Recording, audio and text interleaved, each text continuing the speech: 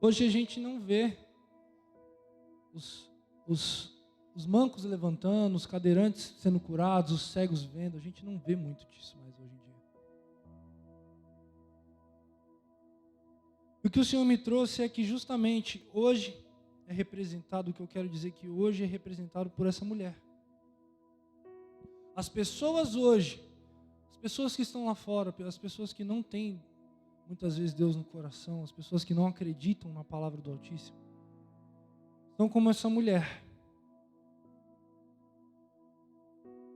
E eu vou falar aqui, e se você se identificar, é bom você começar a se preocupar. Se você se identificar com isso, é melhor você começar a se preocupar urgentemente. Eu vejo essa mulher muito pensativa. Paulo diz que nós devemos levar os nossos pensamentos cativos. Paulo diz que quem é de Deus tem que pensar nas coisas do alto. Nosso pensamento tem que ser mantido nas coisas do alto. Não, bispão? Por quê? Porque essa mulher, ela saiu para colher os 2 gravetos. Porque ela já tinha uma ideia pré-definida na cabeça dela. Ela já saiu sabendo o que ela ia fazer. E o que é engraçado é que quando você pensa demais, seus pensamentos fogem ao controle. Por que Paulo falou, leve cativo os seus pensamentos? Por quê? Porque as guerras acontecem aqui dentro. O início das guerras sempre acontece aqui dentro, Rafa. Foi o que eu disse, quando acontece o problema, ele tem essas fases. O problema acontece externamente. Acontece alguma coisa, poxa vida, quebrou o carro. Ou poxa vida, aconteceu alguma coisa que você não queria, que é uma coisa ruim para você. Aquilo está do lado de fora. E você pega e internaliza aquilo para dentro de você. E quando você começa a pensar muito nisso, você começa a remoer, você começa a pensar mais no problema e esquece de pensar na solução. Então o problema, ele começa a ficar maior do que ele é. Você pensa, nossa, era só um probleminha. Daqui a pouco o problema está gigante. Isso aconteceu comigo um tempo atrás. O meu carro, aquela benção, é uma benção. Meu carro é uma benção. Benção que Deus me deu, amém, recebi. Meu carro quebrou. Deixou na mão. Eu fiquei tão nervoso aquele dia. Eu fiquei tão desesperado, porque ele já tinha quebrado no mês passado. E ele quebrou de novo no outro mês. E eu fiquei tão nervoso, falei, meu Deus do céu, não é possível, cara. Não é possível. E eu fiquei tão nervoso com aquele carro.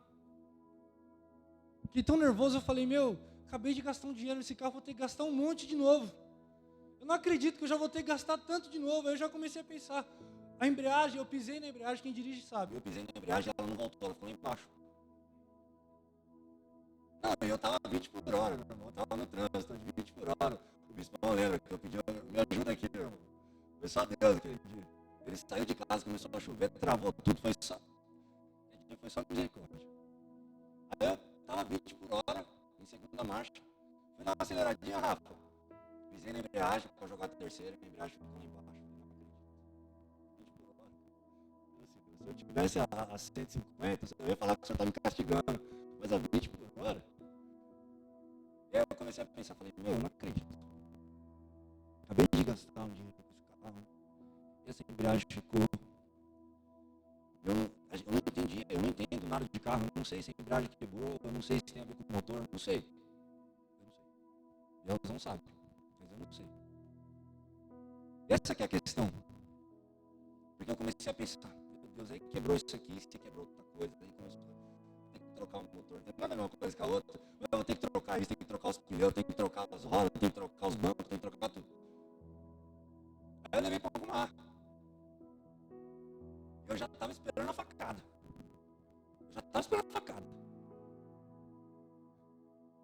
Aí pegou, o mecânico falou, foi só isso aqui, Aí ele tirou pra mim, Rafa, mostrando uma peça desse tamanho assim, foi baratinho. Pronto.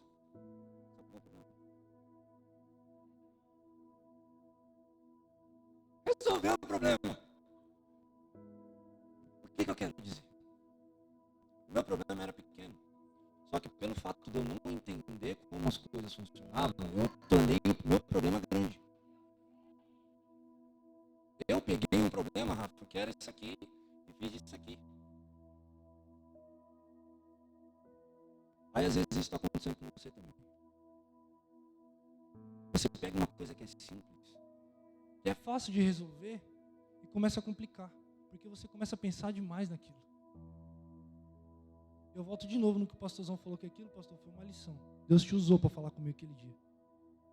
Eu só me preocupo com as coisas que eu posso resolver. Com as coisas que eu não entendo, que eu não consigo. Deixa com Deus. Ele resolve. Obrigado pela lição, pastor. Vocês estão entendendo o que eu estou querendo dizer? Então aquela mulher, ela estava muito pensativa. E como ela começa a se preocupar demais com o problema, ela não acha espaço para a solução. E quando você começa a se preocupar demais com o seu problema, ele começa a tomar um espaço de Deus na sua vida. Porque Deus é a solução. Amém? Então você fica ali. Meu Deus do céu, eu não tenho comida, eu só tenho um punhado de farinha e um pouquinho de azeite na botija. Eu vou ali colher uns 2 pedaços de pau ali, vou fazer uma comida para meu filho aqui para nós morrer, comer e morrer. Então ela estava muito pensativa nos problemas. E o outro, ela estava desesperançosa. Ela estava desacreditada. Geralmente uma coisa traz a outra. Porque quando você começa a pensar num problema que é pequeno, ele se torna grande, você começa a desacreditar que o problema é solúvel. Você começa a deixar de lado o fato de que Deus pode todas as coisas. E aí muita gente está assim hoje. Muitas pessoas, meu irmão, muitas pessoas, não importa se... Geralmente tem muita pessoa que mais avançada de idade que fica desacreditada da vida, né? Já tentei de tudo e nada deu certo. Mas tem muito jovem aí se perdendo. A ansiedade é prova disso. A depressão é prova disso. Que a pessoa quando pensa demais, ela fica desesperançosa porque ela foca demais no problema. Esquece do Criador de todas as coisas. Porque, meu irmão, o inimigo quer roubar a sua paz. O inimigo, ele quer roubar a sua alegria. O inimigo, ele quer roubar a presença de Deus de você. Ele quer tirar isso de você.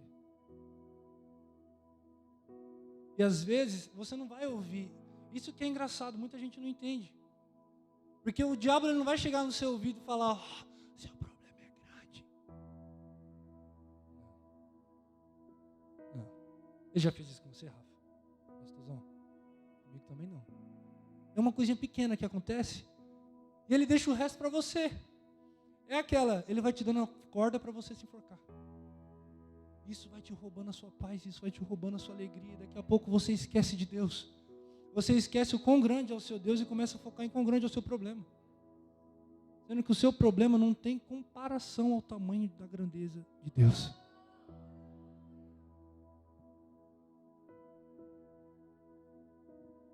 Mas, eu não vim aqui para ser coach motivacional hoje. Eu vim aqui porque isso não se encaixa a você. Ou pelo menos não deveria.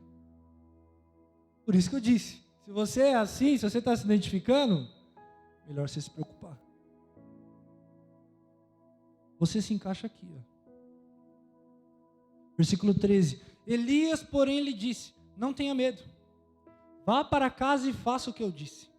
Mas primeiro faça um pequeno bolo com o que você tem e traga para mim. E depois faça algo para você e para o seu filho. Pois assim diz o Senhor, o Deus de Israel, a farinha na vasilha não se acabará, e o azeite na botija não se secará até o dia em que o Senhor fizer chover sobre a terra. Para contextualizar aqui, meu Deus, Deus é incrível. Deus é incrível, cara. Deus é incrível. Quanto mais eu me pego pensando na grandeza de Deus, mais bobo eu fico.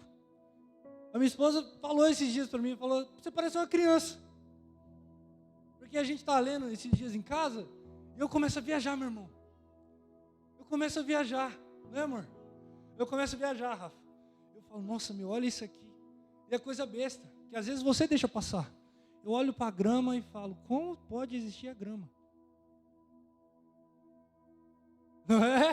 O pastorzão também sabe, que ele fica lá trocando ideia comigo, ele sabe. Como pode existir a grama? Meu Deus, como é a luz? O que definiu as horas do dia?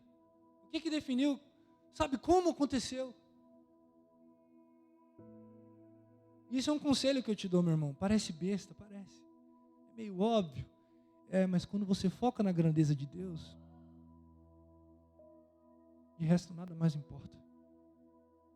Quando você foca na alegria que Deus tem para você, nada pode tirá-la de você. Então vamos...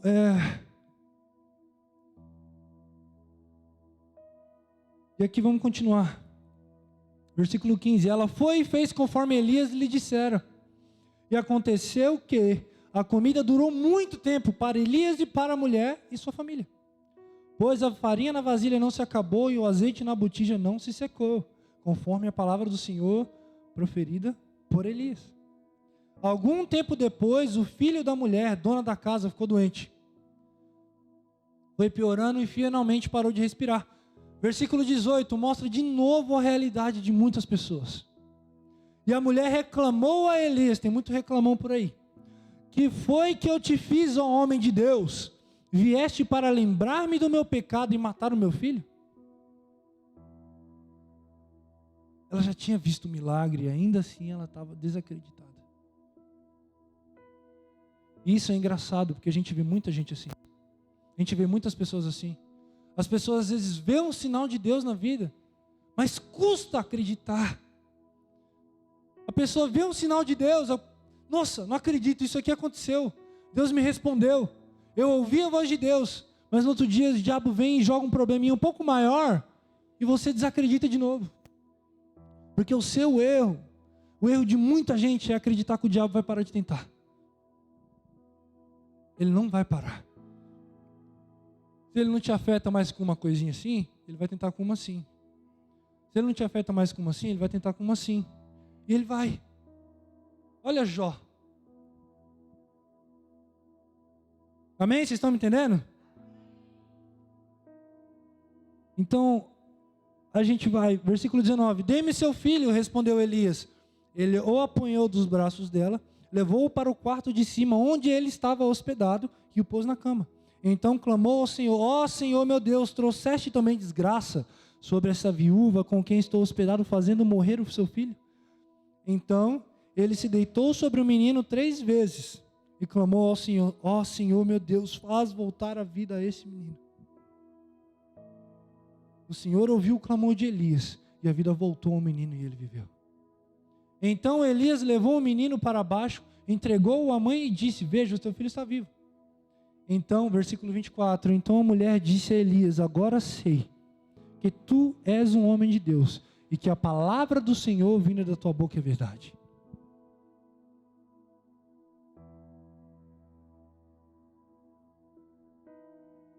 Meu irmão, abre em Gênesis.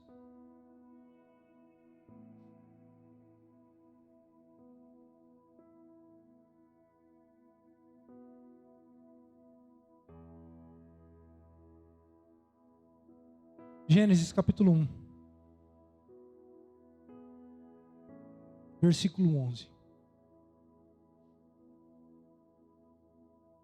Então disse Deus: cubra-se a terra de vegetação, plantas que deem sementes e árvores cujos frutos produzam sementes de acordo com as suas espécies. E assim foi. Presta atenção nessa parte. A terra fez brotar a vegetação, plantas que dão sementes de acordo com as suas espécies, e árvores cujos frutos produzem sementes de acordo com as suas espécies. E Deus viu que ficou bom. Deus viu que ficou bom. Em 1 Reis capítulo 17, nós somos apresentados a Elias. E eu estava lendo isso aqui e eu fiquei admirado. Porque se você for lendo essa parte de reis, vai mostrando que cada rei foi pior do que o outro. Um rei foi pior do que o outro, e Acabe diz que foi o pior de todos que os antepassaram. Acabe foi o pior. E aí aparece Elias.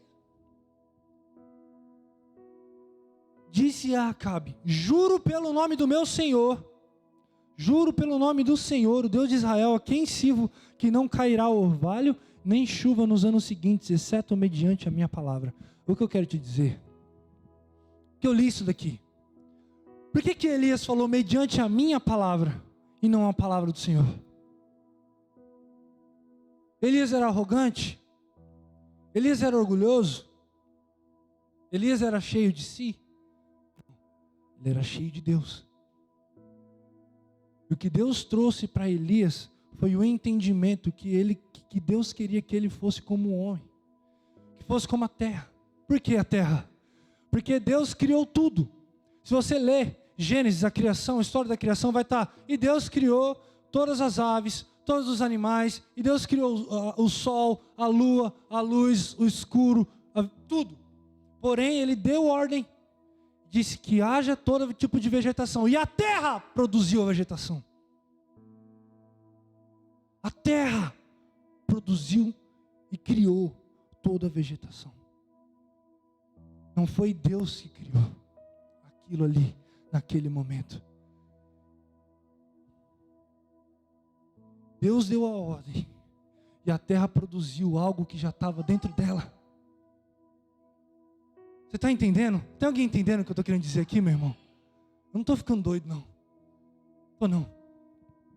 Deus pegou e falou que haja todo tipo de vegetação. A terra fez brotar a vegetação. A terra fez brotar. Meu irmão, o que eu quero dizer, o que isso tem a ver com Elias? Porque Deus mandou Elias, e Elias produziu aquilo que já havia dentro dele. Você é a obra-prima da criação de Deus. Meu irmão, eu comecei a pensar na grandeza de Deus. Eu comecei a pensar na imensidão de Deus. Olha a criação, a nossa terra, um planetinha pequenininho. Olha a quantidade de coisa que tem aqui. Eu estava conversando com um jovem hoje, um rapaz, e ele comentou para mim que ele não quer ter filho nunca. Ele disse que nunca quer ter filho. Nunca, não quero ter filho. Aí eu pensei, falei, cara, olha como o ser humano é diferente. Porque eu sou doido para ser pai. Um dia. Quando a gente estiver preparado. Mas um dia, enquanto o outro não queria. Então, olha a diversidade que nós somos. Uns grandes, outros pequenos. Não é, pastor? Olha a diversidade, olha como as coisas são na Terra. Isso é só um planetinha. É só um planeta. Mas o que há nesse planeta é a obra-prima da criação de Deus. Você, meu irmão, é a obra-prima da criação de Deus. Você foi feito à imagem e semelhança daquele que criou todas as coisas.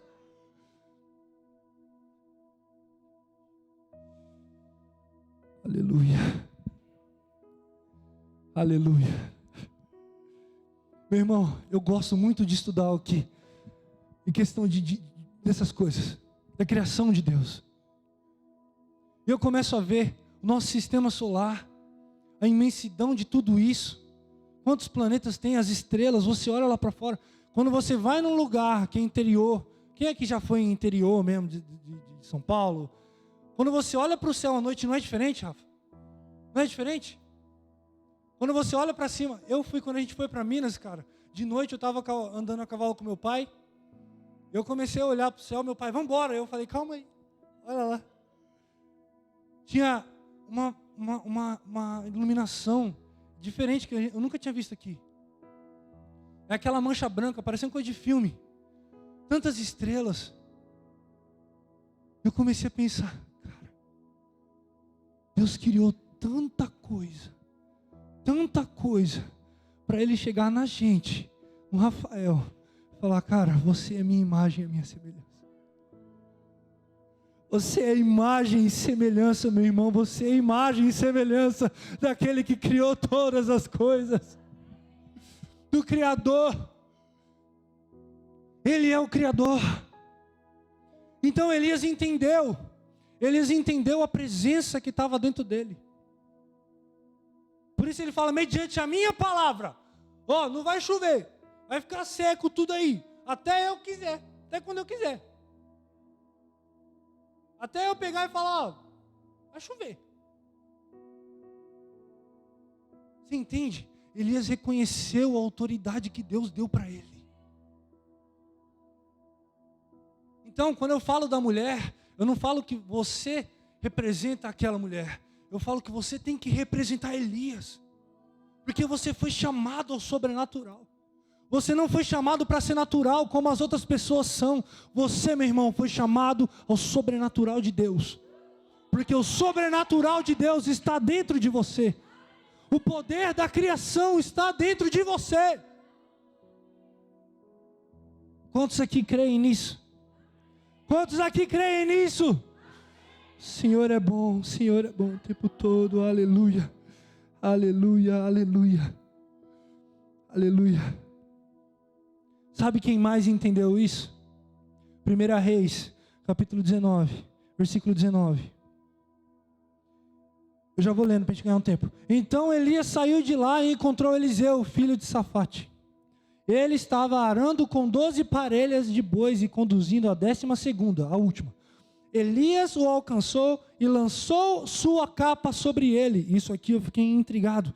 Eliseu deixou os bois e correu atrás de Elias. Deixa-me dar um beijo de despedida em meu pai e minha mãe, disse, e então irei contigo. Vá e volte, respondeu Elias. Lembre-se do que fiz a você. E Eliseu voltou, apanhou sua parelha de bois e os matou. Queimou o equipamento de arar para cozinhar a carne e deu ao povo. Fez um churrascão. E eles comeram, claro. Depois partiu com Elias, tornando-se o seu auxiliar. O que eu quero dizer com isso? Elias chegou. Rafa, cheguei.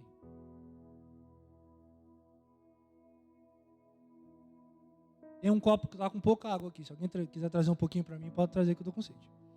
Rafa, finge lá que você está arando um negócio lá. Finge que você está plantando um milho. Finge que você está plantando alguma coisa aí. Isso. Vai lá. Rafa está lá cultivando a terra. Eu sou Elias. Continua cultivando aí. Eu sou Elias. Não tem descanso não. Trabalhador, Deus falou que você ia comer do seu suor, meu irmão. Então vai lá. Eu sou Elias, Rafa Eliseu. Imagina o seguinte. Rafa está trabalhando. Está terminando o trampo dele. Ele está terminando. Eu chego. É o seguinte.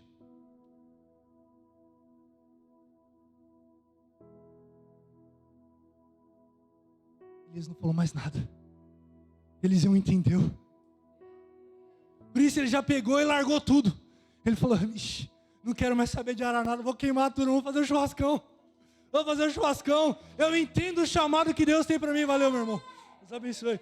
Eu entendo o chamado que Deus tem para a minha vida. Eu não preciso que alguém fique falando: ei, você é o queridinho de Deus. Não, eu entendo o posicionamento. Eu entendo a autoridade que o Senhor me deu na criação. Deus criou tudo. E Deus colocou o homem no jardim. Obrigado. E Deus colocou o homem no jardim do Éden. Para quê? Para cuidar e cultivar. Deus fez a criação. Mas Deus fez você para cuidar da criação.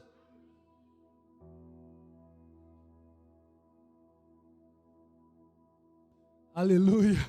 Tem alguém comigo aqui? Tem alguém entendendo o que eu estou falando? Ô, meu irmão, eu fico empolgado demais quando eu falo da grandeza de Deus. Eu fico muito empolgado. Corre lá em João 1. João capítulo 1. Evangelho. Rapidinho. João capítulo 1, versículo 1. Irmão, você vai entender o que eu estou falando para você. Se você não entendeu até agora, você vai entender agora. No princípio era aquele que é a palavra. Eu vou mudar a minha versão, porque eu gosto dessa outra aqui. No princípio era o verbo, e o verbo estava com Deus, e o verbo era Deus. Ele estava no princípio com Deus. Todas as coisas foram feitas por intermédio dele, e sem ele, nada do que foi feito existiria. Eu estava conversando com o pastorzão, e eu estava pensando nisso. Se você ler os outros evangelhos, só Mateus e João foram testemunhos oculares. Lucas e Marcos, eles foram discípulos que vieram depois. E eles estudaram. Lucas fala que ele estudou cuidadosamente todas as coisas para falar certo, para não falar besteira. E Mateus, que foi testemunho ocular, ele não fala nada, ele não expressa muita coisa, ele não tem muita expressão de si mesmo. Ele não põe ele nas cartas, ele põe só Jesus. Mas João era diferente. Você percebe que João ele é mais expressivo. Discípulo, apóstolo que era amado por ele e tal. João ele tinha isso. João era mais amoroso. E quando uma pessoa é mais amorosa, ela tende a ter mais relacionamento. Tende a ter um pouco mais de intimidade, mais proximidade. E quando João escreveu isso daqui, ele é o único que expressa um pensamento dele ali. Ele é o único. E eu acredito que João ele foi tão usado por Deus aqui. Eu imagino que ele estava num devocional dele ali, cara. Ele estava num devocional dele muito profundo. Muito forte. Ele estava ali conectado com Deus para escrever isso daqui. Porque ele confirma tudo isso. João, presta atenção. No princípio era o verbo. O que era o verbo? O verbo é de conjugação. O verbo é ser, fazer. No início era o verbo. Então volta lá no início. Gênesis 1, 2, 3. Desculpa. Gênesis capítulo 1, versículo 3. E disse Deus: haja luz. E houve luz. Aqui, o verbo da frase é o haja. Haja é o verbo. O verbo haver. Haja aqui é o verbo de criação. Haja é o verbo de criação, Rafa. Aqui estava Jesus. No haja. E aí, lá, João. Oh, meu Deus do céu, João. Oh, João. O que João diz? Ele estava no princípio com Deus e todas as coisas foram feitas por intermédio dele. E sem ele, nada do que foi feito existiria. Sem o haja, sem o verbo. Então Jesus, ele é. Por isso que quando Jesus está confrontando os fariseus, ele fala sobre Abraão, ele fala: ei, Abraão ficou feliz quando eu vim. Abraão. Aí os caras falam: mas você não tem nem 50 anos, e como você conhece Abraão? Aí ele fala: pois eu digo, em verdade vos digo, que antes de Abraão vir nascer, eu sou. Jesus é o verbo. Jesus é a criação. E é isso que eu quero que você entenda hoje. Quando Jesus morre na cruz, quando o seu sacrifício é realizado e o véu se rasga, ele está acessível a qualquer pessoa. Mas não é só Jesus, é o verbo, é a criação. Meu irmão, o poder da criação está dentro de você. A presença do verbo, a presença da criação está dentro de você. Por isso você não pode ser um ser natural. Você foi chamado ao sobrenatural.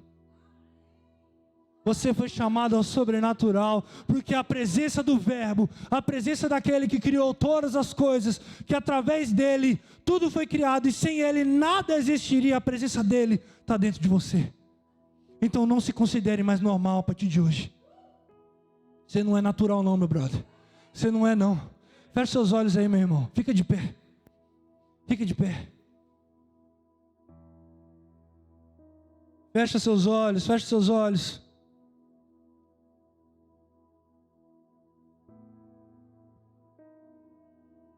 Aleluia.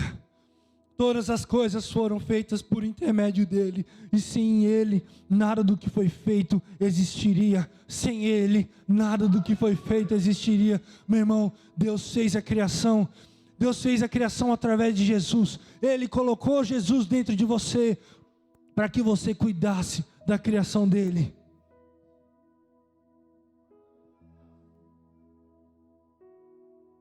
O rio de vida, a criação, está dentro de você. Eu quero que você comece a fazer a sua oração. Você realmente foi chamado ao sobrenatural, mas você não vai alavancar, nada vai despontar na sua vida, enquanto você não entender, como Eliseu entendeu, como Elias entendeu, que ele foi chamado ao sobrenatural. Ele foi chamado e você também foi, mas quando você entender, aí sim você vai alcançar o sobrenatural de Deus na sua vida. Comece a orar, comece a pedir que o sobrenatural de Deus venha despontar na sua vida. Oh,